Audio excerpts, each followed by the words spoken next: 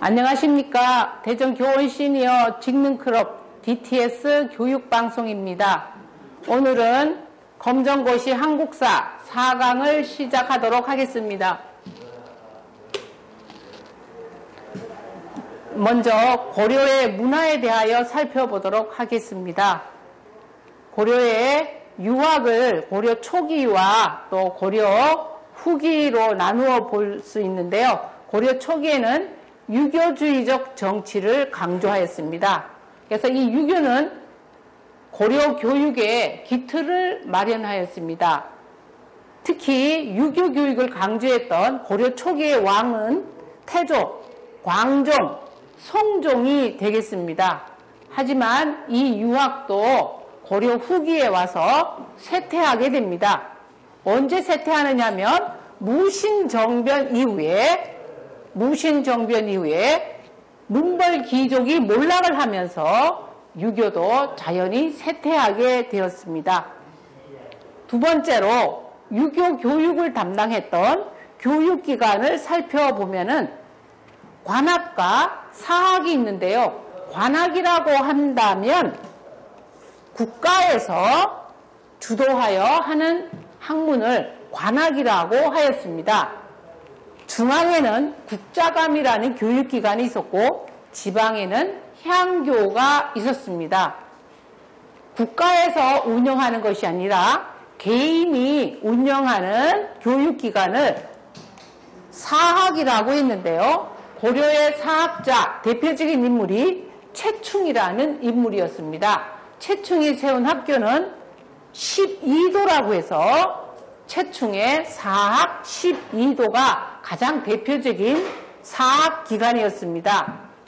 고려시대 때는 관학보다는 사학이 훨씬 더 발달했기 때문에 고려 정부에서는 관학을 진흥하기 위한 여러 가지 정책을 쓰게 됩니다.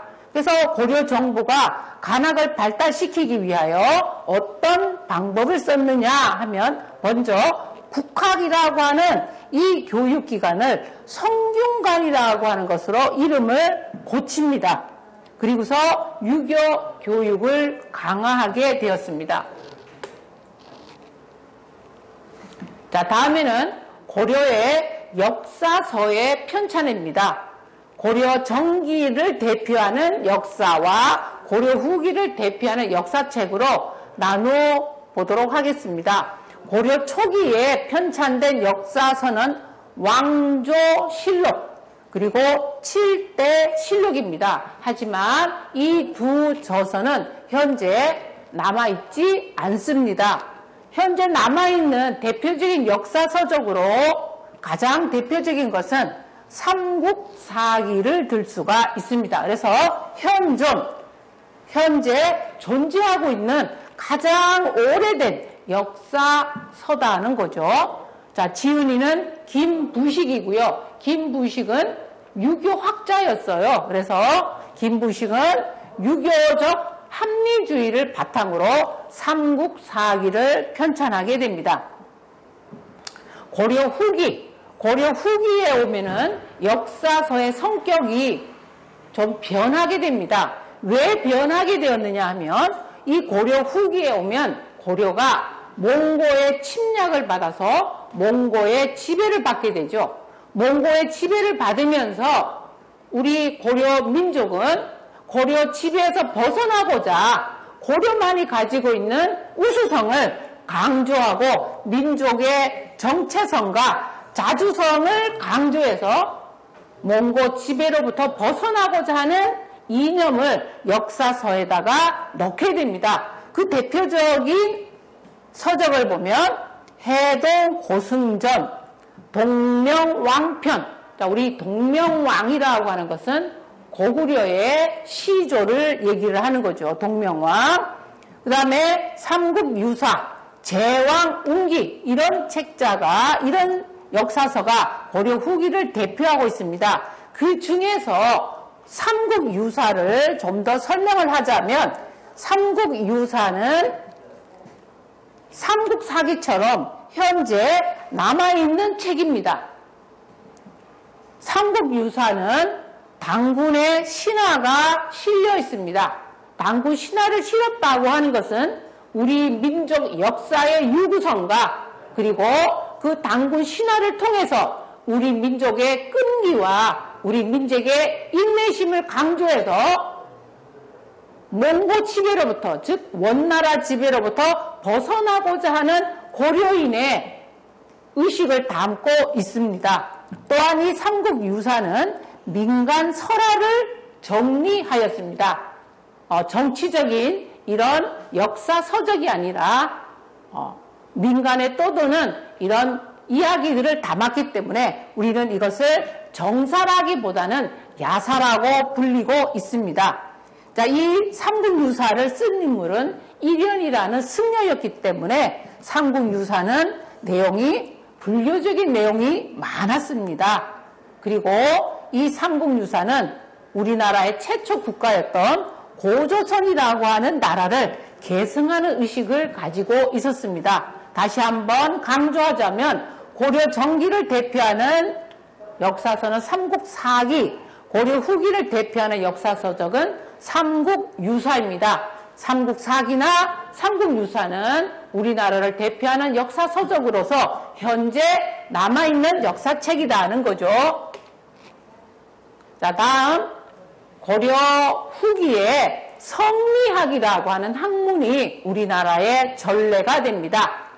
충렬왕 때 안향이라는 인물이 전례를 하였어요. 이 성리학을 주로 받아들인 인물들은 신진 4대부들이 받아들이게 됩니다. 이 신진 4대부들은 고려 사회를 개혁하고자 하였어요. 고려 사회를 개혁해서 좀 새로운 나라를 변모시켜보고자 하는 이런 개혁 사상을 가지고 있었기 때문에 성리학을 바탕으로 고려를 발전시키고자 하였어요. 그러면 이 성리학이라고 하는 것은 어떤 학문이었느냐? 인간의 심성과 우주의 원리와 철학적인 부분을 탐구하는 아주 심오한 학문이었죠. 우리가 어떤 실체적인 것을 눈으로 볼 수 있는 것을 갖다가 야 이것은 사과다, 이것은 손이다 라고 하는 것이 아니라 우리 내면에 잠재되어 있는 이런 내면적인 부분을, 즉 심성이라고 하는 것을 강조하기 때문에 좀 어려운 학문이었었어요. 자, 그리고 이 성리학을 사회의 개혁 사상으로 여겼다고 했는데요. 이 신진 4대부들은 성리학을 바탕으로 고려 사회에 깊이 내려진 불교의 모순을 지적합니다.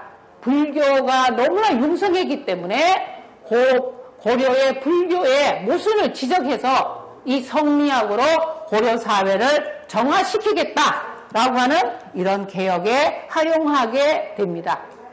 결국 고려 후기에 공민왕 이후에 신진 4대부들이 중앙정계에 진출하면서 이 불교는 점차 쇠퇴를 하게 되고 고려 말에 신진 4대부들이 권력을 장악함으로써 불교가 쇠퇴하면서 성리학은 고려의 새로운 학문으로 자리를 잡게 되고 또 사회의 이념으로 정착되어서 조선으로 이어지게 됩니다. 자, 다음에는 불교의 통합운동과 결사운동에 대하여 살펴보도록 하겠습니다. 고려 사회는 불교를 소중히 여겼던 불교 중심 국가라고 할 수가 있습니다. 물론 고려 후기에는 불교가 쇠퇴하고 성리학에게 자리를 내주기는 하지만 고려 전반에 걸쳐서 불교를 무시할 수 없는 불교가 정치적으로, 종교적으로 또 사회 윤리적으로 상당한 부분을 차지하고 있었던 것이 불교입니다. 자, 그래서 우리가 불교를 갖다가 11세기경 고려 정기 무렵의 불교와 또 무신 집권 이후에 고려 후기의 불교로 나누어 보도록 하겠습니다. 고려 정기를 대표하는 인물은 의천이라는 인물입니다. 자, 이 의천은 대각 국사라고 했는데요. 국사라고 해서 중앙 정치에까지 영향을 끼칩니다. 왕을 도와서 정치를 도와주는 거죠. 그래서 고려에서는 스님들을 추대해서 정치적으로 도움을 받았습니다. 자, 이 대각국사 의천은 왕자이기도 했죠. 문종의 아들이었었어요. 자, 이 대각국사 의천은 천태종을 창시하였어요. 그리고 교종 중심의 선정 통합 운동을 벌입니다. 자, 이 불교에는 교종과 선정이라고 하는 것이 있죠. 이 교종과 선정은 우리가 삼국시대 때 나오는 부분인데요. 교종이라고 하면 쉽게 얘기해서 어떤 불교의 경전을 중심으로 하는 이론적인 것을 강조하는, 원론적인 것을 강조하는 것이 교종이었죠. 교종의 반대는 선종이라고 하는 것인데, 선종은 어떤 경전보다는 실천 불교를 강조하는 거죠.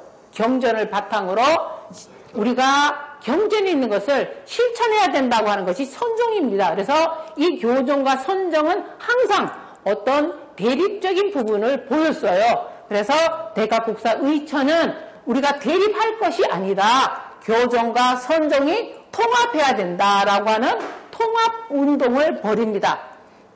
그래서 이 통합운동을 벌였는데, 이 의천은 교종과 선종 쪽에서 어느 쪽에 가까웠느냐면 교종 쪽에 가까운 사람이 의천이었었어요. 그래서 의천은 교종을 중심으로 선종을 받아들여야 된다라는 이런 통합운동을 벌이게 됩니다.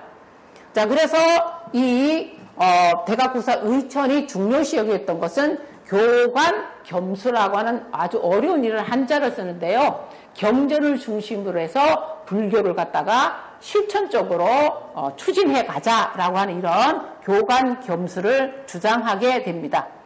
자, 그러다가 무신 집권 이후에는 교종이 쇠퇴를 하고 선종이 발전을 하게 됩니다. 자, 그 대표적인 인물이 바로 보조국사 진울입니다. 역시 이 국사라고 하는 인물은 왕 옆에서 왕을 보좌하여 정치적으로 도움을 줬던 인물이죠. 자, 보조국사 진울은 조계종을 발달시킵니다. 그리고 보조국사 진울도 역시 통합운동을 합니다. 의천도 통합운동했고 진울도 통합운동을 합니다. 똑같이 통합운동을 했지만 다른 점이라면 의천은 교종 쪽이었기 때문에 교종 중심으로 통합운동을 하자는 것이고, 진울은 선종 쪽이었기 때문에 선종을 중심으로 해서 교종을 통합하자라는 이런 통합운동을 벌이게 됩니다. 자, 그래서 보조국사 진울은 정해 쌍수 도노 점수라고 하는 이런 또 어려운 한자말을 써서 선종, 우리가 알고 있는 불교를 이론적인 것이 중요한 것이 아니라 내가 실천을 해서 실행을 하는 것이 중요한 것이 아니냐라고 하면서 정해쌍수와 도노점수를 주장을 하게 됩니다. 자, 여기에 보면 결사운동이라고 했었는데요. 결사운동이라고 하는 것은 개혁운동을 하는 거예요. 이 불교가 발전을 해서 좋은 점도 아주 많았지만 불교가 너무 융성하다 보니까 반면에 퇴폐적인 방향으로 흐르는 경우도 많았습니다. 그래서 이 결사운동을 통해서 대각국사 의천이나 진울은 불교 개혁운동을 하자는 거죠. 이것이 바로 결사운동이라고 하는 겁니다. 자, 다음에는 고려 불교와 대장경이라고 하는 건데요. 자, 우리나라의 문화재 중에서 대장경 모르는 사람이 없습니다. 자, 팔만 대장경이라고 하는 건데, 그러면 이 대장경이라고 하는 것은 무엇이냐? 경이라고 하는 것은 불교의 경전을 얘기를 하는 거고요. 율이라고 하는 것은 어떤 율법, 지켜야 되는 이런 조항을 얘기를 하는 거죠. 이 논이라고 하는 것은 이론을 얘기합니다. 이런 것들을 갖다가 모아놓은 불교의 사전이라고 볼 수가 있는 거죠. 불교의 모든 경전과 율법과 논리를 갖다가 한테 집약시켜 놓은 책을 갖다가 대장경이라고 하였습니다. 고려시대 때 이 대장경이 3번에 걸쳐서 만들어지게 됩니다. 그래서 처음에 만들었다고 해서 초조대장경이라고 합니다. 두 번째 만들어진 것은 속장경, 세 번째 만들어진 것이 팔만대장경입니다. 자, 초조대장경, 고려 처음으로 만들어진 대장경이다. 당시에 초조대장경을 만들었던 이유는 무엇이냐 하면 당시 우리나라에 거란족이 침략을 하게 됩니다.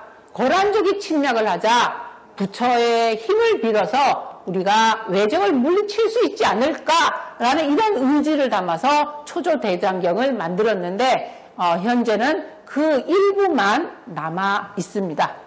자, 다음에는 속장경입니다. 속장경은 아까 우리가 11세기에 고려를 대표했던 대각국사 의천이 주도를 하였는데요. 몽골이 침략했을 때 손실이 되어서 현재는 남아있는 것이 없다고 전해지고 있습니다. 자, 다음에는 세 번째 만들어진 것이 팔만대장경인데 이 팔만대장경은 몽골이 침략했을 때 만들어지게 됩니다. 고려 정부가 강화도에 천도를 하면서 몽골의 침략을 물리치고자 했던 거죠. 자, 이와 같이 그 초조대장경이나 팔만대장경 같은 것은 외적의 침략을 물리치고자 하는 우리 민족의 강한 의지를 담아서 만들어지게 된 것입니다. 자, 현재는 합천해인사에 보관되어 있습니다. 현재 남아있다는 거죠. 자, 이 팔만대장경은 세계문화유산으로 등재되어서 세계적으로 우리나라의 문화재를 세계적으로 알리는 중요한 귀중한 문화재가 되겠습니다. 자, 다음은 문제를 풀어보도록 하겠습니다. 1. 다음 내용에 해당하는 고려의 교육기관은 최고 교육기관으로 유교적 소양을 갖춘 인재를 양성하고 유학교육 이외에도 율, 서, 산학 등 기술교육을 실시하였다라고 하였습니다. 자, 서원이냐, 서당이냐, 국자감이냐, 향교냐 해라고 있는데 고려의 최고 교육기관은 국자감이죠. 고려의 최고 교육기관은 국자감으로 또는 국학이라고도 하였어요. 국학. 고려의 수도였던 개경에 국자감이 설치가 되었습니다. 그러면 향교는 무엇이냐? 향교는 지방에 있었던 거죠. 자, 다음 2번. 다음 설명에 해당하는 것은 고려는 안정적인 국가 운영을 위한 사회정책을 시행하였는데 흉년 등 어려운 때에 백성을 구제하기 위해 봄에 곡식을 빌려주고 가을에 갚게 하였다. 곡식 대여기간입니다. 백성들이 너무나 어려우니까 곡식을 빌려주는 기간은 1번의 의창이 되겠습니다. 자, 3번. 다음 역사서의 공통점으로 바른 것을 2개 고르시오 했어요. 삼국유사와 제왕운기입니다. 삼국유사나 제왕운기는 둘 다 고려 후기에 제작된 거죠. 고려 후기의 역사서의 특징이라고 하면은 몽골의 침입 속에서 우리 민족을 지키고자 하는 자주정신과 민족정신을 강조한 것이 고려 후기 역사의 특징입니다. 특히 단군 신화를 강조해서 우리 민족 역사의 유구성, 우리 민족의 우수성, 또 우리 민족의 홍익인간 이런 것들을 강조하고 있는 것이 고려 후기 역사의 특징입니다. 자, 그렇다면은 여기서 2개를 골라라고 했으니까 정답은 단군 신화와 3번의 민족의 자주의식을 강조한 것이 정답이 되겠습니다. 다음 4번. 다음 내용이 설명하는 공통점은 신진 4대부들의 개혁 사상이었다. 불교 폐단을 지적하고 실천적 기능을 강조하였다. 정몽주, 건근, 정도전 등이 대표적인 인물이었다라고 있는데 고려 후기 공민왕 이후에 신진 4대부들이 정치에 대거 등장을 하면서 불교를 폐단에 지적하고 또 실천적인 유교 교육을 강조하였습니다. 자, 이 학문은 성리학이라고 하는 학문이 되겠습니다. 자, 이상으로 한국사 4강 검정고시를 마치겠습니다.